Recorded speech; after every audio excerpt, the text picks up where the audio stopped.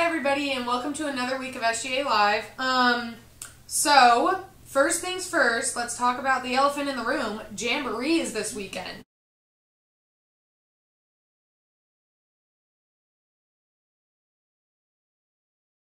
So you guys should come on Thursday if you're a faculty or staff member. It's free. And then Friday and Saturday, if you're not a faculty and staff member, you should buy a ticket. I think there's $15 tickets left. That's all they have on the ground floor. And so the ticket closed. You can't buy tickets anymore at 12 on Friday. But I spoke to Natasha Kassar personally, and she said that there was going to be more tickets at the door. So if you can't get them online anymore, you should still come and see if you can buy some at the door. But yeah, that's happening Thursday, Friday, Saturday at 7 every night. So come out. It's going to be super, super fun, and you're going to not want to miss it. Also, the Lady Eagles are playing, the softball team is playing Southeastern Baptist College on March 29th, which is, wait, that already happened. That already happened. Never mind. And the game today is canceled. The game that the softball girls were having today. So don't go out to the game today. Next up, there's a LinkedIn seminar on April 6th in the commuter lounge. So you should come if you want to learn more about LinkedIn. They'll probably help you like refine your LinkedIn account. Lunch is provided. There's door prizes. So just make sure to pre-register for that event. And you go through Marie Ottinger to do that. Book club is April 7th in the Gus Nichols Library. So April's discussion is on The Lion, the Witch, and the Wardrobe. So you could probably go, even if you haven't read it in a long time. Faulkner Cheer presents the first ever Man of Faulkner. So this is like a beauty pageant. If my understanding of it is that it's a beauty pageant of the men of Faulkner. So one will be crowned the Man of Faulkner, and that will be April 9th at 7 p.m. in the Rotunda. $5 admission, so come out for that and you'll see the Man of Faulkner. That's it for this week, but stick around because we have a super fun interview with President Mitch Henry. So it'll be really exciting and hopefully get to know him more. Hello everybody and welcome to this week's interview. This week we have President Mitch Henry with us, so that's super exciting. So we're going to ask him a couple questions and maybe we'll get to know him a little bit better. Where are you from? I am from Pentlala, Alabama. Okay. That's just south of Montgomery. It's a little community, not a city. There's more cows there than people. And that's where you grew up? Oh yeah, I grew up in the house my daddy was born in. Our farm has been there, Twin Oaks Farm's been there for 100 years. Wow, that's really awesome. You guys, so you farm like plants and stuff or like animals? Both. We've got cattle and crops, corn and wheat and that sort of thing. But I grew up on a dairy farm. That's why I decided to go to law school. I didn't like milking cows at 1 in the morning. Where did you go to school? Well, after I graduated high school at Hooper Academy, I went to Auburn, and I got my undergraduate degree there in 3 years. And when I graduated, I wasn't ready to leave Auburn, and I was in love with my wife now, Cindy Hardin. And so I stuck around and got my master's degree in communication. Okay. And then when Cindy and I got married, went with her, moved to Tuscaloosa, Alabama. Rough. To go to law school, University of Alabama Law School, and the whole time we were there, Auburn got beat. It was terrible. Oh. It's okay. But Gene Stallings went to church with us. We were big Gene Stallings fans. Got to know him and Miss Ruth Ann. They're good folks. That's awesome. So you already answered what did you study? What are some hobbies that you have? Or what are some hobbies that you had in school? Did you do any extracurriculars while you were doing your undergrad or anything? Well, I was really involved in the Auburn Christian Student Center. Okay. And it's a great group of people. My children that go to Auburn now have been very involved in it, and we played intramural sports. We had Bible studies together, studied the Bible with a lot of people. A lot of people got baptized. We went on mission trips together to Jamaica. Oh, that's fun. And got caught in a hurricane down there. That's crazy. Yeah, it was crazy. We were stranded for a while, and we got home from that. Wow. As far as my hobbies go, I love cattle. We have Angus cattle on our farm, and I just sold them to my nephews to free up a little time to do my new job. And my son Mitchell is a farmer, and we've taken that money and bought some smaller cattle that he's feeding, and he's going to hopefully sell them and make some money for us. So I love rural life. I love operating tractors and machinery, and I don't hunt much, but we got wildlife all around the farm, and I love being outdoors. Yeah, that's awesome. Yeah. The only cattle ranch I've ever been on was Wagyu, I think. Really? In Texas. Oh, that's where my parents lived. Good, yeah. Good tasting stuff. Yeah. But the thing is, all of them are like normal sized cows. There was one Angus bull there, and he's like 4 feet taller than all of them. A huge red bull. Oh, yeah. Giant. Oh, yeah. So they must be huge. Yes, Angus are big cattle. Yeah. Wagyu just are a little bit smaller, but they're, like I said, good and tasty. Yeah, exactly. So maybe cattle is your passion outside of teaching and education. So will you continue to teach while you're being president at Faulkner? Absolutely. When the board talked to me about being the president here, I told them I will not take the job unless I can still connect with students in the classroom and connect with faculty. You know, it's important to have your pulse on what's happening and be a part. So, yeah, I'm going to teach. Now, if you ask some of my students, it's going to be hard. Yeah, I have to class admit, I teach. I have a lot of friends who are students of yours, and all of them, what they have to say is that you're a really hard teacher. Yes. I mean, college needs to be I think that's a good thing. It needs to be challenging every now and then. And the topics I taught, particularly constitutional law, it's not an easy topic, but it's a topic that's manageable, and you apply yourself. You learn so much, and it impacts what you're doing every day. Yeah. So it's good stuff. Yeah. Maybe I should come. Maybe not. You should take my class. I don't know that I'll be teaching. I'm about to graduate. Oh, really? Yeah. Well, you can stick around graduate school. Go to law school here at Jones. No. Yes. It'd be terrific for you. What was your undergraduate job? Accounting and business admin. That's what I was doing. That is the perfect setup to be a lawyer. You could be a tax lawyer. You could be a business lawyer. You could set up corporations. I don't think it's for me. I don't think I would want to argue all the time. Oh, you don't have to argue all the time. If you're a tax lawyer, you just tell them, this is the way it is. There you go. Maybe go pay your taxes. So maybe I should do it. So you don't get arrested by the IRS. And I get to wear those cool outfits, lawyer outfits, with a briefcase. Yes. Yeah. It is so much fun. So are there any notable changes that students should expect maybe next year? Yes. That you can tell us about that aren't top secret? Yes. You're going to see a spiritual emphasis like you've never seen before here at Faulkner.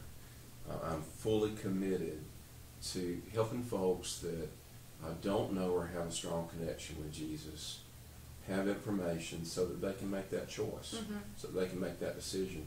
I'm also committed to the faculty and the churches around here becoming more involved in the lives and sharing their lives with students. Yeah. That's just critical, Jenna.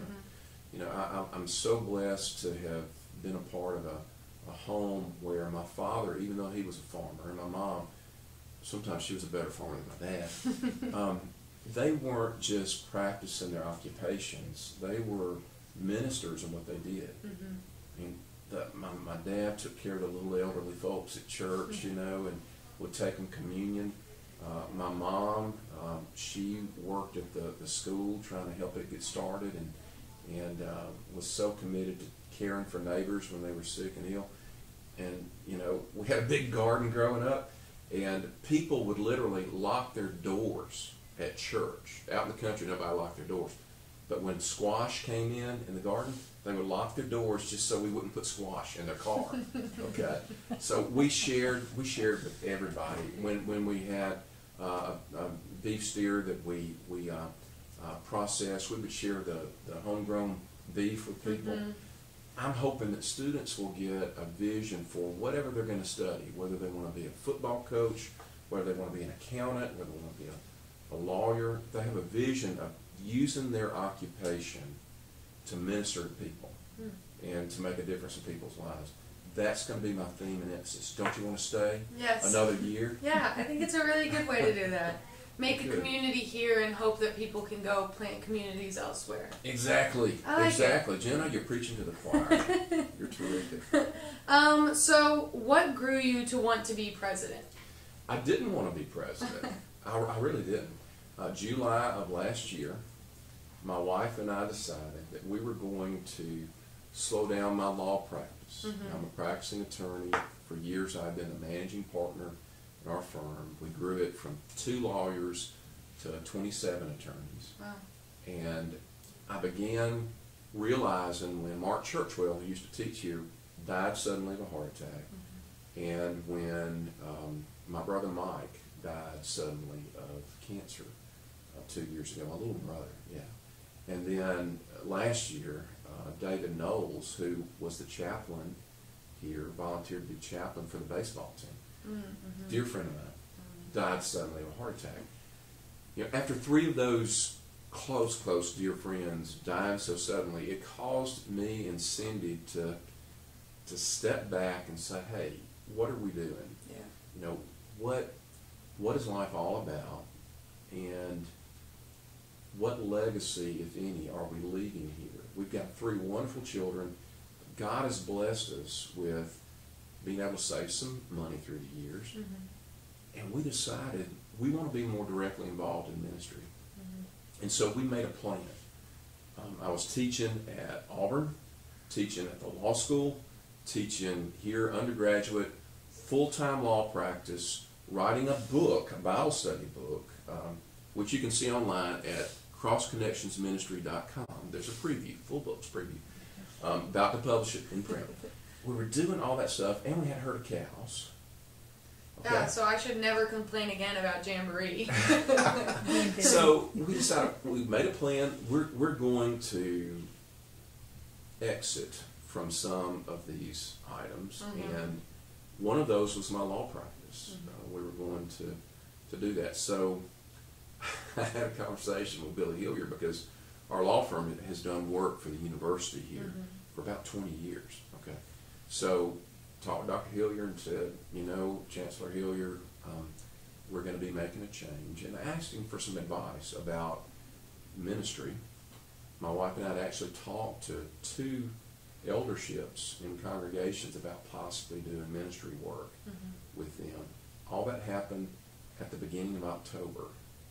Well, you know what happened midway through October? Mike Williams surprised everybody, and he's going to be the president of Harding. Well, people started calling me, and they said, Mitch, why don't you do this? I said, no. See, I've got a plan. We're going to be ministers. Yeah. And Dr. Hillier and several other people said, you know, being the president of Faulkner is a ministry. Yeah. And they kept calling.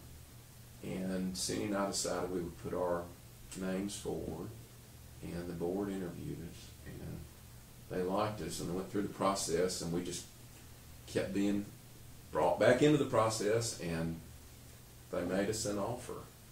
And we said, yeah, we'll do this. But it was a lot of prayer, a lot of thoughtful consideration. But, you know, I'm hoping that this is going to be the best job I've ever had. I hope so too. Yeah, you're sweet. Thank you, Jenna. Okay, last question. What will be your biggest challenge? But what are you looking forward to the most? All right.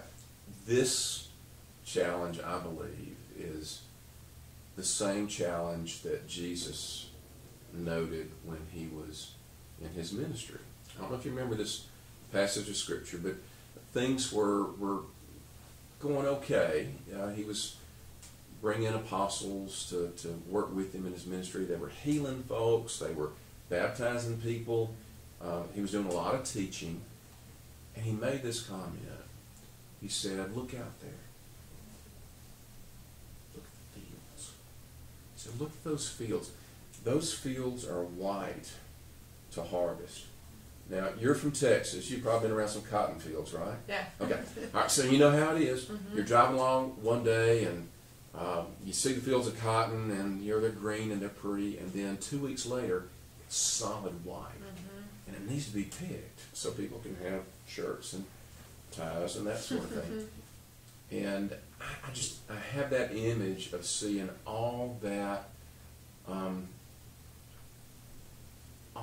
cotton, all that beautiful, white, pristine potential, exactly. Thank you, Jenna. Potential.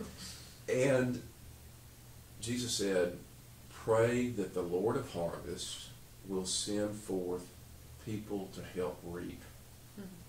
And I see our students and faculty here as opportunities like that white cotton out there in the field. They need to be encouraged and brought in and worked with and refined into beautiful clothing. And so that's my biggest challenge. We need people that are willing to come in and volunteer or do like I did and take a pay cut to come and be a part of the university. We need people that are willing to put in the time and effort to invest not just teaching effort and efforts as staff in students, but to share their lives. And when you do that, it's going to be wonderful things. So, hey, we need people. We need good students. So if you're looking at this and you're thinking about whether or not you want to go to Faulkner, we want you to come. And don't expect this to be like Christian camp all the time, because we got students here that don't know Jesus. This is an opportunity for you to be a minister to your fellow students. And I hope you had a little bit of that while you were here, Jen. I think I did. And if you didn't have enough of it, stay here and go to graduate school or law school so you can have some more. Yeah, maybe. Who knows? Okay, well, it was really nice talking to you. Do you want to give a shout out to anyone before we finish off this interview? I do. Let me think here. Shout out to Quan Stokes, my man. I got something planned for you at chapel in a few weeks. I'll let you know about that. Travis Pate, got something planned for you, Travis. And Carson Hunt, hey brother, watch those dangerous tin cans. You know what I mean. All right, thank you for coming. SGA Live. SOAR Eagles. SOAR Eagles. SOAR Eagles.